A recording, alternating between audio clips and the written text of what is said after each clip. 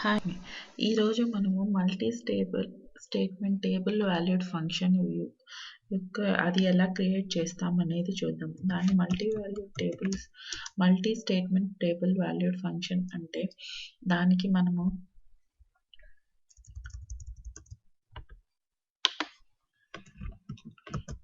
Create function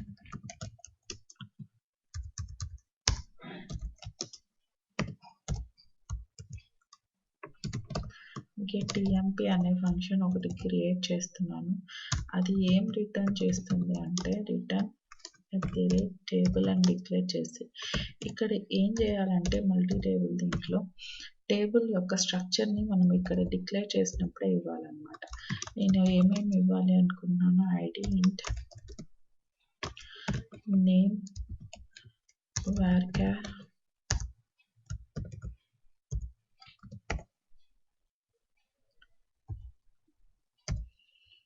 date of birth date చెప్పేసి ఇవి declare చేశాను ఇక్కడ టేబుల్ని. Next as begin insert into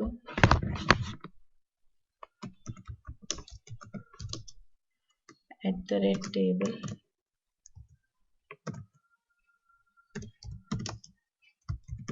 select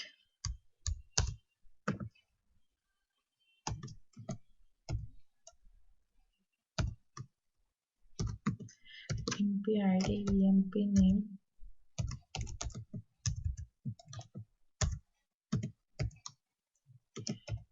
emp top from employee DOB. Okay.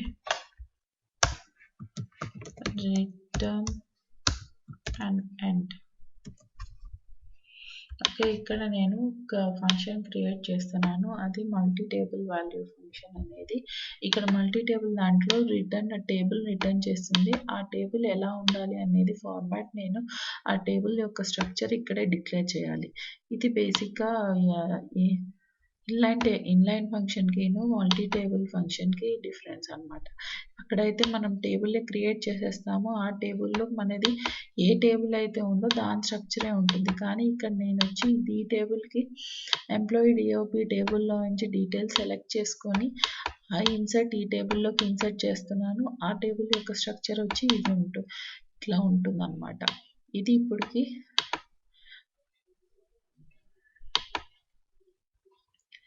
here returns.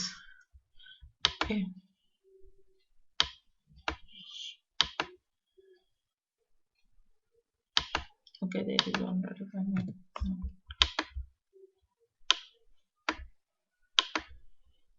Okay, ఇది ఇట్లా function create అయిందనమాట. ఇది మల్టీ టేబుల్ వాల్యూడ్ ఫంక్షన్ అయితే ఎలా క్రియేట్ చేసాం.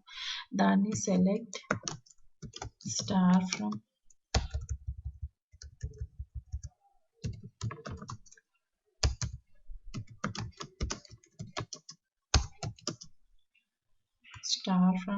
fn underscore get emp1.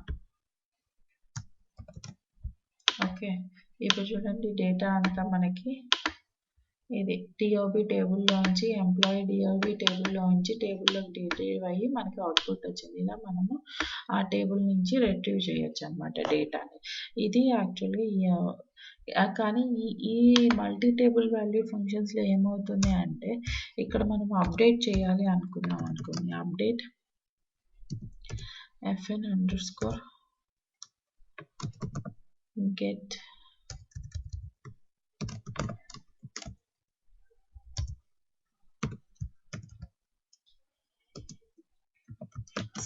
set name equal to some Harika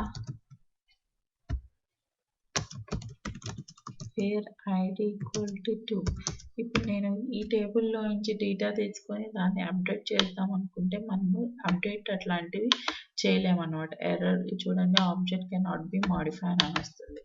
ఇది అదే మనం ఇన్లైన్ టేబుల్ వాల్యూ ఫంక్షన్స్ అయితే మనం అప్డేట్ చేసుకోవచ్చు అనమాట. అప్డేట్ కానీ అవన్నీ చేసుకోవచ్చు మనకి.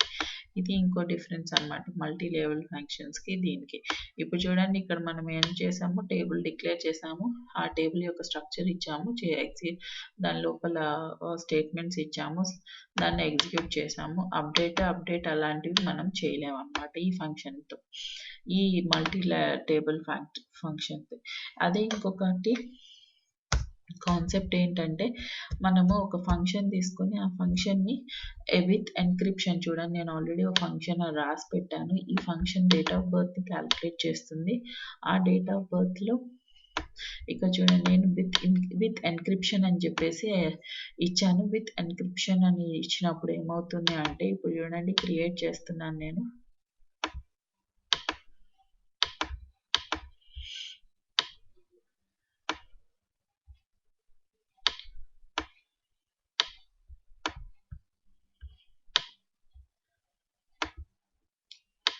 ఓకే, ఎగ్జిక్యూట్ చేశాను. ఇప్పుడు మనము విత్ ఎన్క్రిప్షన్ చూసాను కదా, ఇది ఇప్పుడు డేటాబేసెస్కి వెళ్ళి sample1లోకి వెళ్ళి ప్రోగ్రామబిలిటీ కేస్లోకి వెళ్ళి ఫంక్షన్స్లోకి వెళ్ళి స్కేలార్ ఫంక్షన్స్లోకి వెళ్ళి ఇది ఇప్పుడు క్యాలిక్యులేట్ ఏజ్ 1 కదా, ఇక్కడ రైట్ క్లిక్ కొట్టి రిఫ్రెష్ కొడితే చూడండి ఇప్పుడు మనం దీన్ని రైట్ క్లిక్ వచ్చి script function create to new query editor window అని వస్తే మనకి ఎర్రర్ వస్తుంది చూడండి, ద టెక్స్ట్ ఈజ్ ఎన్క్రిప్టెడ్. అందుకు మనము ఈ టెక్స్ట్ని చూడలేమనేసి అది చూపిస్తుంది.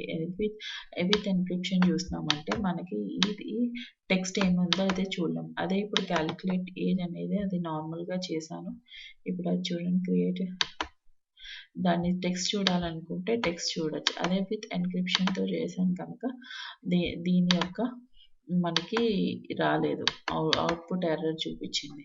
ఇప్పుడు నెక్స్ట్ వచ్చేసి స్కీమా బైండింగ్తో ఎలా చేస్తాము టేబుల్ ఫంక్షన్స్ని అనేది ఉంది.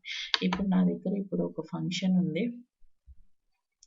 ఒక ఫంక్షన్ ఆల్రెడీ రాశాను. అది ఏంటి అంటే రిటర్న్స్ టేబుల్ రిటర్న్ చేసింది. ఇది స్కేలార్ ఫంక్షన్.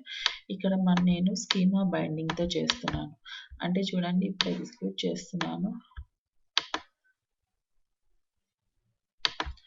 ఓకే,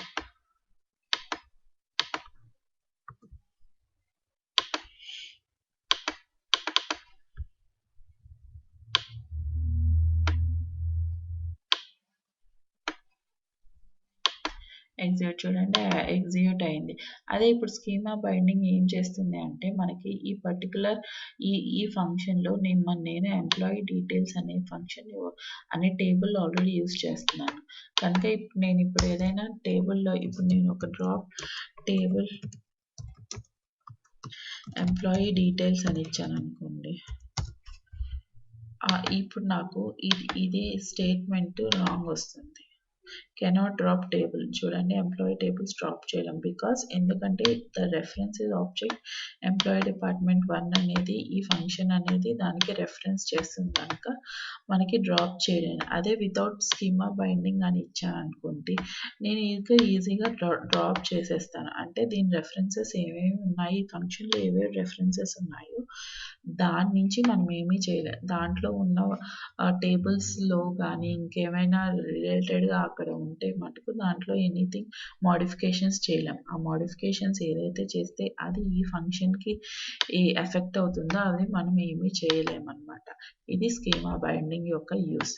ఓకే, ఇది ఈరోజు మనం చూసినది. ఈరోజు ఏమేమి చూసామంటే మల్టీ వాల్యూ టేబుల్ ఫంక్షన్ ఎలా క్రియేట్ చేస్తాం చూసాము, తర్వాత ఫంక్షన్ ఎలా క్రియేట్ చేస్తాం with encryption and with schema binding అనేది చూసాం. ఇది ఈ రోజుకి. Thank you for listening.